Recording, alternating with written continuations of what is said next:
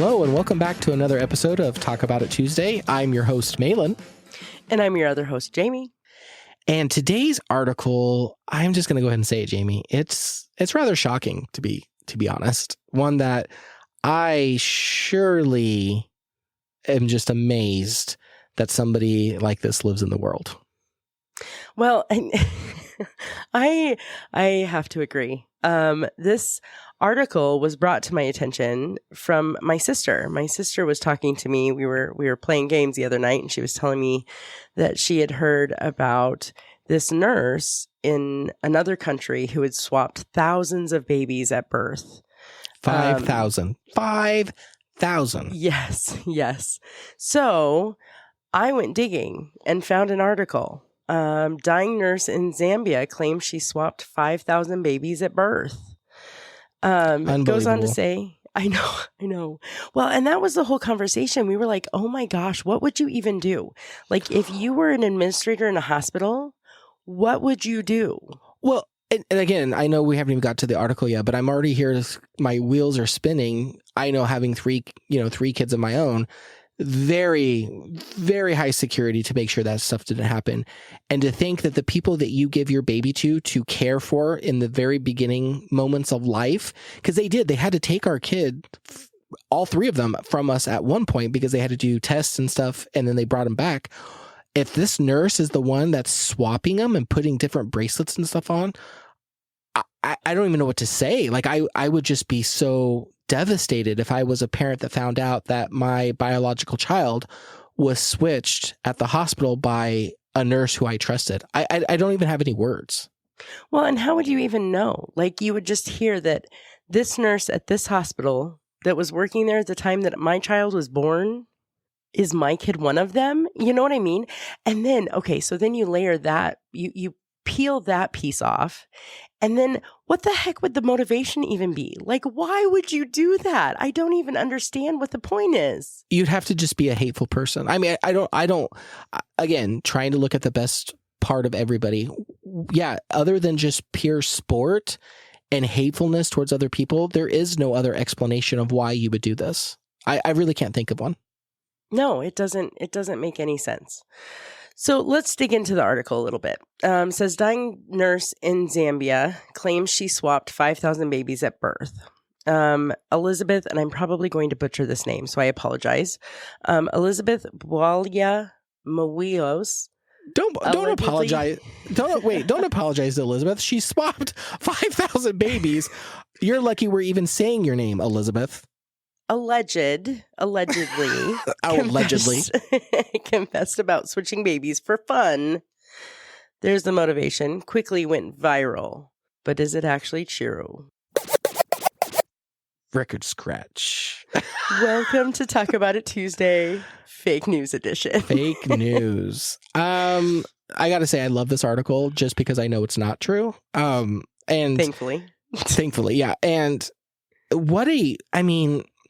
my son, my daughter, my youngest son, they come home all the time telling me these elaborate stories, and they know it's true because guess what? They were able to look it up on the internet, and they were able to find an article, and look, it's true. It's happening.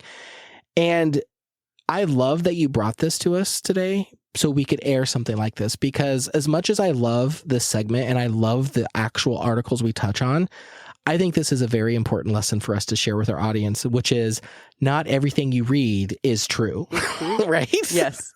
Well, because the headline on this article is dying nurse in Zambia claims she swapped 5,000 babies at birth. And it isn't until you get into the article that you start to see. Well, exactly, because even the first paragraph, a former maternity ward nurse in Zambia has allegedly made a deathbed confession that sounds like the plot straight out of a movie. She reportedly told the Zambian Observer, it even cites another source, that she swapped nearly 5,000 babies over the course of 12 years, a claim that isn't just shocking, it's nearly impossible to believe. You still believe that this is possible. They cite the woman's name again, said that she developed a habit of swapping newborn babies just for fun while employed at a hospital that they name University Teaching Hospital in Lusaka, Zambia, from 1983 to 1995. There's dates. Okay. There is a news outlet cited, a hospital cited, and dates. But now that she has terminal cancer, and dying soon, she wants to ask for forgiveness. She's coming clean. She wants to make sure those pearly gates are there for her. Oh my gosh, they quote her. Did you see that? Yes, I know. Forgot about that. Just a second. So I did the quick math, right? Because I'm all analytical and nerd like that. So it's a 12-year span, 5,000 babies. So you break that down. Now I just had it a second. So 5,000 divided by 12. So that's 417 babies a year. Divide that by 12 months. That's 35 babies a month. So you're talking over a baby day. A baby a day. Yeah, exactly. That's a lot. I mean, and she never got caught. Nobody ever saw anything. That's why I'm like, it's impossible. It's impossible. Yeah. So she goes on to be quoted in this article. I wish to confess my sins before God and before all the affected people, especially those who were giving birth at UTH during my services. She is quoted as saying, I found God and am now born again. I have nothing to hide. In the 12 years I worked in the maternity ward at UTH, I swapped close to 5,000 babies. Okay. I'm just going to say this as a resident Christian in the room. Again, this article seems to be fake, but let's just pretend for a second that it's true. Love that you found God. I love that you're confessing what you've done, but you also know you have to go through and get punished for what you've done. Like if this was true, just take this in for a second. You found God. I love that. And if it's legitimate and you're a born again Christian, welcome to the kingdom. However, you have got to wrestle for the rest of your life. I don't know, it's short, but the rest of your life knowing for 12 years, 5,000 babies, all the people that you've impacted, all the lives that you just threw up into the air, that's a lot. That's a lot to take on. So I read that and I'm like, I'm going to take it at face value. And I know this is a fake article, but I just want to put that out there. You still would have to live with the consequences of your actions. And this is huge. Like, this is not just, oh, I found God. Thanks. Peace out. See you later. It's like, you have to deal with all of this now. Well, and let me just give props to Rebecca McAtee, who wrote this article. It was back in 2019, because then the next paragraph, she goes on to talk about they did some preliminary investigations. They found that no one by that name was a midwife or a nurse at the hospital that they talked about. They also talked to the General Nursing Council of Zambia and told them that further investigation into her alleged claims would help verify the authenticity of the Zambian Observer report. Parents.com is where this article came from. But it kind of goes on to talk about, digging in a little bit, they found that it's very unlikely that this story is true. So a couple questions before we get in there. I'm going through this again. Do you get a sense of who brought this article to parents?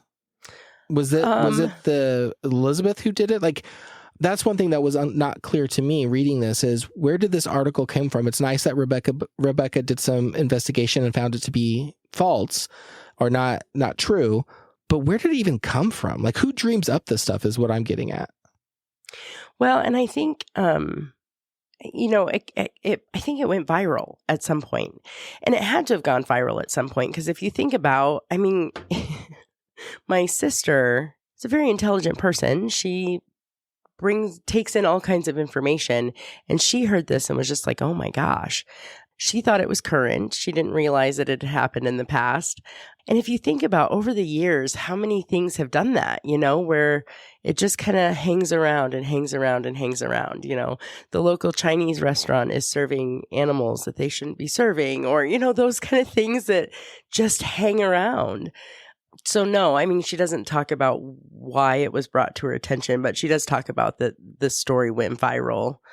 Isn't that interesting? Does being viral then become its own news source?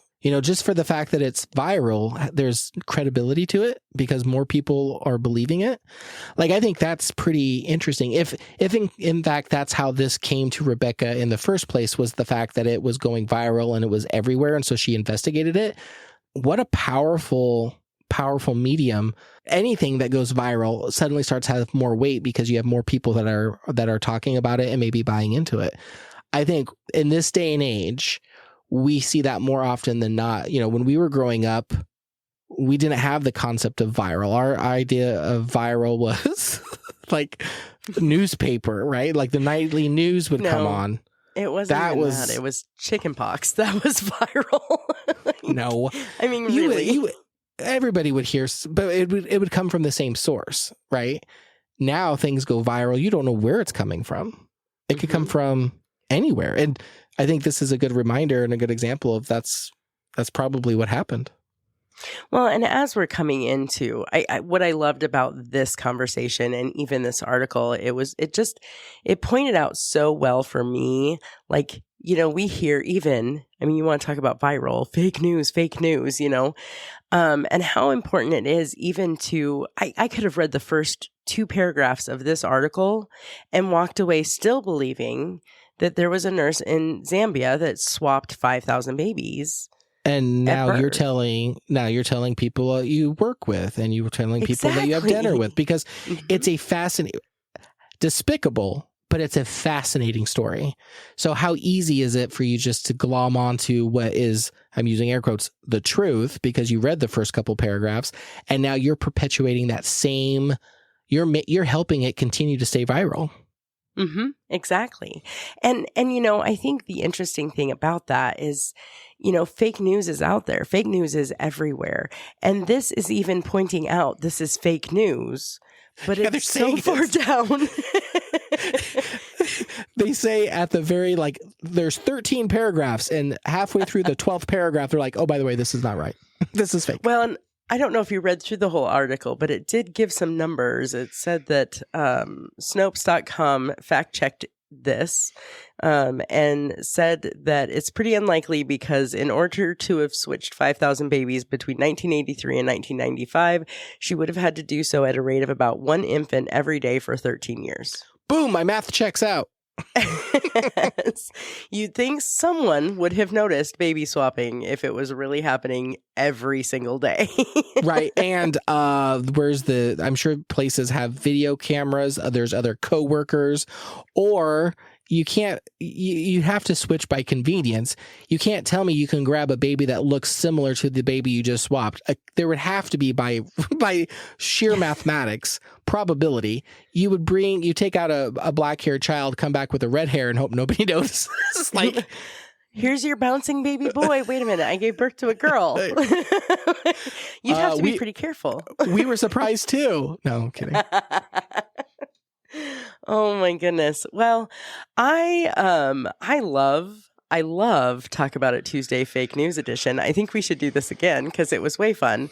But such a good reminder as we're going into a pretty heated political season, just to make sure that we're checking our sources and, learning the whole story and not just the headlines, right? Well, and we brought in an example of an article that was being perceived as actual fact, and then it turned out to be fake news. We haven't even touched on the fact of there are legitimate articles that people are deeming to be fake news, and that goes viral. So then it decredits some of these articles that are being out there that are indeed credible, and there's some actual news in there, and people are already just discounting it because the fake news label has gone viral. So I think checking sources, checking multiple places helps with both of those, but we haven't even touched on that piece of it. And I think, in my opinion, during political seasons like we are in this year, it's that goes more rampant than having actual fake news go out there. I think there's legitimate news that people try to put the fake news label on to discredit it, so then people stop listening to it. And that's a shame. But that happens. Yeah. And I just wanted to kind of air that for a minute. So check your sources, go to multiple places, do your due diligence.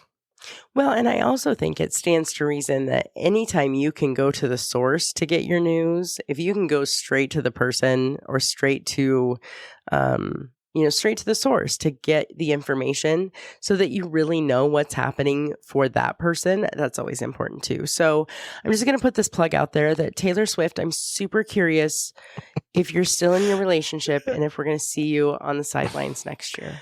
Okay, so now that's twice that Taylor Swift has come up in our podcast when I never thought we would ever talk about Taylor Swift. Well, I just want to go straight to the source. So Taylor, if you could call me, our number is... Yeah, I'm sure she's going to run to the phone, give us the exclusive expose. We're going to hashtag her in this one to see if maybe Swifties can help us get connected. So if you know Taylor, make sure you tag her in the comments. I'm sure that's going to happen. That is funny. Well, this has been a fun one. Yeah, I do appreciate these types of conversation, and I think you're right. I think if we hear something else, let's bring it back up and maybe do another fake news edition. I think it's fun, and it sheds some light into some real things that are going on with the news outlets and the medias and the things that we consume every day. We have to discern that information more so now than ever before on what's actual news and what's fake news. And if we aren't diligent on it, we could be consuming and regurgitating lies or misinformation, and that just compounds the problem. So, the other side of that equation too is to maybe not assume that you're giving everyone the most accurate information. Maybe encourage people to go ask or go look for themselves. You know what I'm saying? Like instead of perpetuating the false information, or maybe go check it out. Have a conversation with someone who's going to call you to the carpet, because there's that too. Helps. Yeah, that's it. And come to us. We'll tell you. We'll be those people for you if you don't have them in your life. Just give us a call. Well, Malin will at least. I don't know. Hey, it gives me a chance to stretch my empathy muscle, so that'll be good. We'll win on both sides. Heavy lifting, my friend. This has been a good one. So yeah. All right. We'll go ahead and wrap it up. So again, thank you everyone for listening. We will be back next week with a whole new article and a brand new set of opinions. And don't forget to check us out on Thursday when we have our regular episode of Roundtable Mindset. We're going to be exploring some exciting new topics there too. Well, actually just continuing our conversation about what we've been talking about. But anyway, have a great Tuesday, everyone. Thanks for joining us. Have a good day, everyone. Bye. Bye-bye.